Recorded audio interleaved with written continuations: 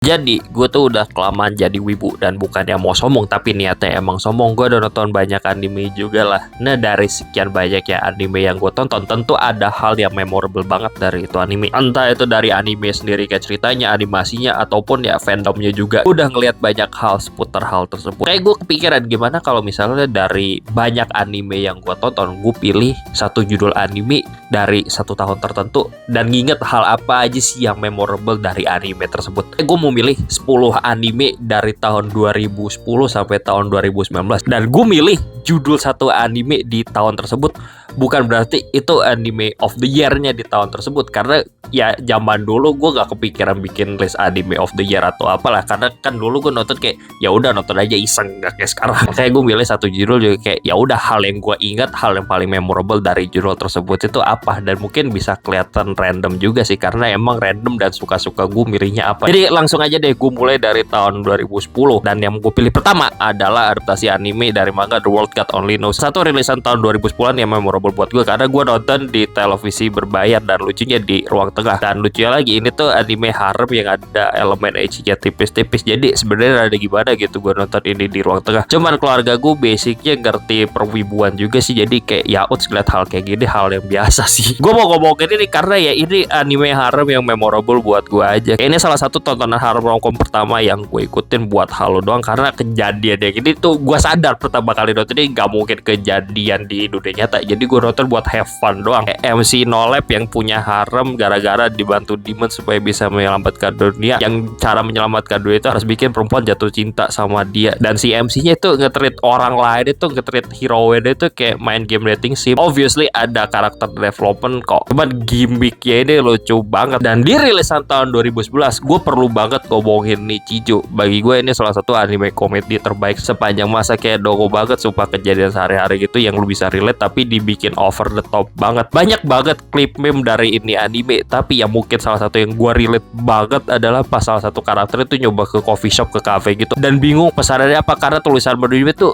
kesannya fancy banget gitu kalau misalnya lu belum familiar sama kopi-kopian, dan itu panik banget. Ditambah si kasirnya juga malah ikutan panik gitu, jadi sama-sama gak bener ya. Ujungnya dia malah pesan espresso doang, dan kalau misalnya lu kagak ngerti espresso itu kan cuma satu cangkir ekstra kopi doang gitu, jadi dia rada kecewa padahal emang menunya bener gitu espresso. Dan itu salah satu contoh komedi yang gue relate karena gue pernah ngerasain hal serupa juga gitu. Ditambah lagi-lagi animasi dari anime ini gila banget yang bikin gue ketawa mulu sama komedinya. Ini dari tahun 2012 Chunibyo Demokoi Gashitai. Gue perlu banget ngomongin anime romcom nyeleneh ini karena ini romcom yang bagi gue real romcom sumpah. Hal yang paling memorable di anime ini adalah meme-nya yang muncul gara-gara MC ceweknya. Yang lu kalau nggak tahu MC ceweknya ini namanya Rika Takanashi yang ada di mana-mana zaman dulu tuh, dan lu pada lu harus tahu namanya cewek Rika Takanashi ini. Kayak konsep romcomnya mengeksplorasi suatu penyakit bernama Chunibyo, penyakit kelas 2 SMP kalau nggak salah tuh. Penyakit ini tuh ya penyakit-penyakitan lu hobi ngayal jadi karakter game, jadi karakter anime atau apalah gitu, dan ngayalnya tuh sampai ke bawah ke cara lu berinteraksi sama orang lain. Lucu ya, gue juga ngaku kayak gitu ngayal jadi karakter game, tapi gue kagak sampai segila Rika sih sumpah. Dan lucu di situ. Gue perlu ngomong juga, tiap kali Rika halu punya kekuatan macam kayak game fantasi atau apalah itu, animasinya beneran dibikin seakan-akan Rika punya kekuatan fantasi tersebut. Tapi ya selain halunya Rika, romcomnya juga lucu banget, manis banget. Apalagi si MC cowok Yuta juga sebenarnya orang yang dulu Chunibyo, jadi kayak jodoh banget itu sama-sama Chunibyo, walaupun yang satunya udah lewati fase Chunibyo tersebut. Selanjutnya buat tahun 2013, jujur ya susah banget gue milih satu anime yang memorable di tahun 2013 karena banyak anime yang gue suka di rilisan tahun 2013. Attack on Titan season 1 booming banget tuh, Oregairu anime gue banget, tapi yang pengen gue bahas adalah Kyokai no Kanata dengan cerita drama campur action dan campur romance yang manis banget sebagai pelengkap yang indah dan memorable dan menyentuh banget. Dan ini anime memorable karena banyak hal tersebut yang gue bilang, tapi yang paling gue ingat adalah meme dari scene komedinya yang rada nyeleneh yang let's just say membangkitkan suatu hal di diri gue tentang kacamata. Dan ini mungkin satu-satunya alasan gue rasa yang sangat penting dan pengen gue omongin lu pada kenapa gue milih Kyokai no Kanata di tahun 2013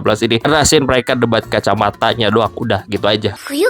Selanjutnya tahun 2014 Nisekoi. Gue nggak perlu memperkenalkan ini series lah ya, karena pasti banyak tahu kalau series romcom harem ini booming di masanya. Boomingnya itu fenomena yang cuma lu bisa dirasakan di zaman itu doang, dan lu emang harus ada di situ. Lu nonton animenya dan lu ngikutin makanya per minggu, karena kejadian perang waifu Nisekoi itu jauh ini ya belum ada yang bisa mereplikasikannya kembali, walaupun banyak banget series harem yang bermunculan. Gue ingat ke sekolah tuh sama teman gue yang wibu, lu tim siapa lu Nisekoi, Onodera, Chitoge atau Marika? Kok dimanapun kayak jadi pasukan pembela cewek anime macam lu jadi fans sepak bola. Internet juga gitu, udah trash talknya gila banget tuh, grup perwibuan tuh di Facebook atau apalah. Dan segitu aja buat tahun 2014. Di tahun 2015 gue perlu ngomongin One Punch Man season 1. Season 1 One Punch Man itu hal langka di anime yang bakal susah banget buat kejadian lagi, karena season 1 One Punch Man itu memorable banget dari segala hal ditawarkan itu anime, terutama dari production value-nya yang kelihatan dari segi visual sama animasinya. Dan lagi-lagi hal ini susah banget buat kejadian lagi. Kalau orang yang sakugan banget deh, terus lu lihat yang garap season 1 One Punch Man dari studio apa sampai staffnya itu satu anomali yang gila banget. Kayak bisa kayak gitu semua orang ngumpul di situ. Ini kalau diibaratin pakai analogi sepak bola mungkin Barcelona tahun 2011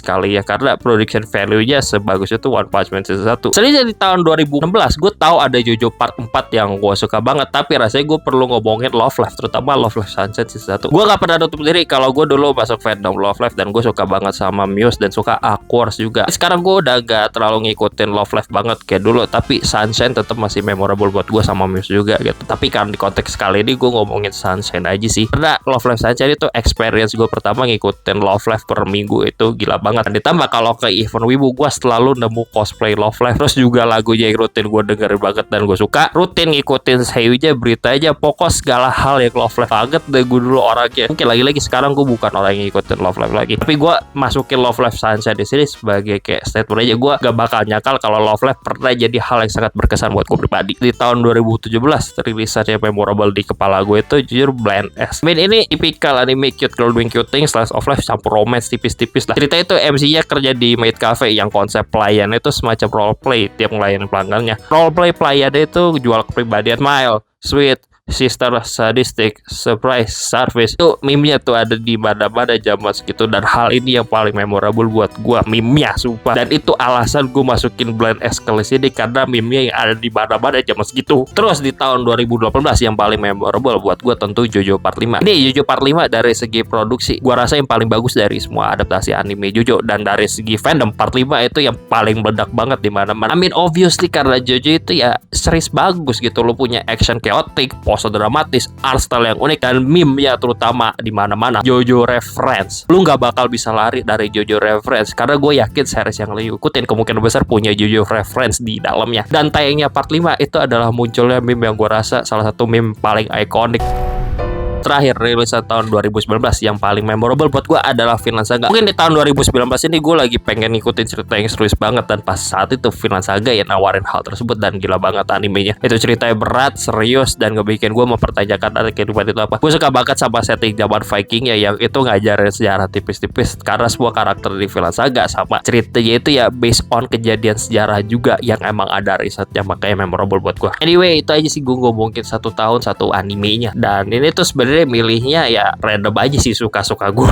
Karena ya lagi-lagi ini bukan list anime of the year di tahun segitu juga, karena gue dulu kagak pernah bikin anime of the year atau apanya gitu. Gue cuman milih apa sih hal yang berkesan dari judul random yang gue pilih ini. Bisa aja gue milih karena faktor ceritanya, bisa aja gue milih karena faktor fandomnya, bisa aja gue milih karena faktor juga meme-nya kayak yang udah gue jabarin tadi. Ini apa ya, bisa dibilang kayak nostalgia aja sih rilisan anime dari tahun 2010 sampai 2019 yang gue tonton itu hal apa aja sih yang gue inget. Dan susah juga sih milihnya, karena di tiap tahun itu ada juga anime yang gue suka lainnya, cuma ya gue pilih di sini karena ya buat variasi judul juga sih sebenarnya, makanya listnya kayak gini. Anyway, udah dah gitu aja deh, 1 tahun 1 anime, bye.